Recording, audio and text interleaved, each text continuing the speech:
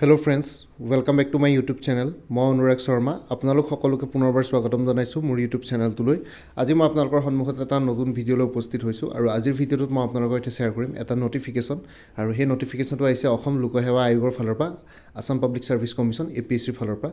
তো এটা লিখিছে it is for information to all concern that the Assam Public Service Commission will hold the screening test OMR based for recruitment to the post of Inspector of Factories Assam under Labour Welfare Department on 4th December 2022 Sunday as per program given below. ঠিক আছে, তো inspector factories under labour welfare department আসামৰ যোনটো screening test হ'বলৈ গৈ আছে OMR based হ'ব।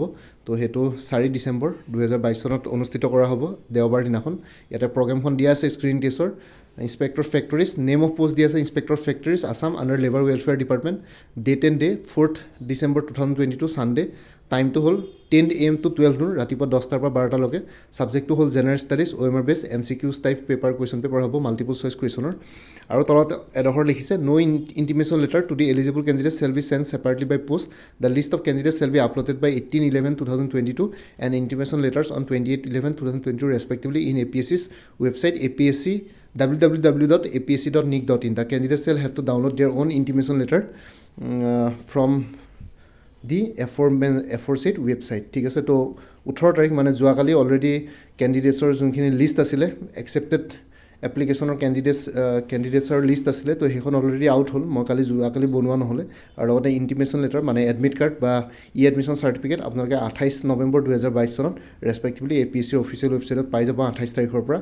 আৰু কোনো কেণ্ডিডেটক separately by post intimation letter পঠোৱা নহয়। আপোনালোকে APSC ৱেবছাইট যোনটো www.apsc.nic.in আপোনালোকে তাতে এডমিট কাৰ্ড পাই যাব ৰেছপেক্টিভলি।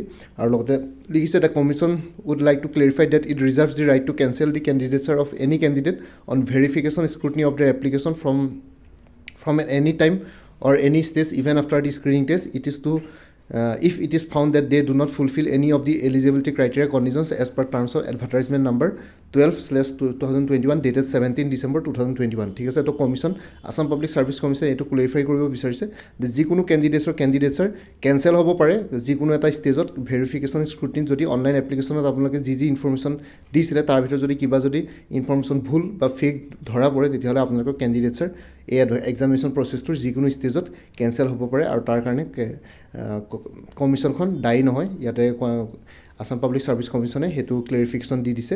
আৰু লগতে লিখিছে candidates willing to apply for scribe for the said screening test in writing with supporting documents to the commission or send mail to email on or before 23rd November 2022। তো কোনোবা যদি কেণ্ডিডেটছে স্ক্ৰাইবৰ কাৰণে subscribe কৰিব বিচাৰিছে স্ক্ৰাইবৰ কাৰণে স্ক্ৰিনিং টেষ্টৰ যদি স্ক্ৰাইবৰ কাৰণে এপ্লাই কৰিব বিচাৰিছে তেতিয়াহ'লে তেওঁলোকে উইথ ছাপৰ্টিং ডকুমেণ্টছ কমিশ্যনখনক এটা মেইল ID দি আছে apsc@asm@nic.in। তাতে গৈ পেলাই আপোনালোকে মেইল এটা কৰি পেলাই তেওঁলোকক এইখিনি বস্তু ইণ্টিমেট কৰিব পাৰে মানে জনাব পাৰে বিফৰ 23rd November 2022 চন। তো 23 নৱেম্বৰ 2022 চনৰ আগতে আপোনালোকে এইখিনি কোনোবাই যদি স্ক্ৰাইবৰ কাৰণে এপ্লাই কৰিব বিচাৰিছে তেন্তে এই যোনটো মেইল ID দিয়া আছে সেইটোত আপোনালোকে জনাব পাৰে উইথ ছাপৰ্টিং ডকুমেণ্টছ।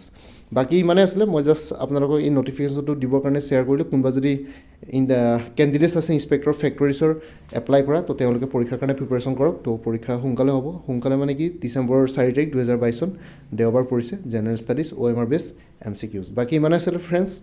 মোৰ ভিডিঅ'ছবোৰ চাই যদি ভাল পায় মোৰ চেনেলটো ছাবস্ক্ৰাইব কৰি ল'ব আৰু লগতে আপোনালোকৰ যিমানখিনি ফেমিলি ফ্ৰেণ্ডছ ৰিলেটিভছ আৰু চিনাকি এক্সপিৰিয়েঞ্চ আছে তেওঁলোকৰ লগত মোৰ চেনেলটো শ্বেয়াৰ কৰিব।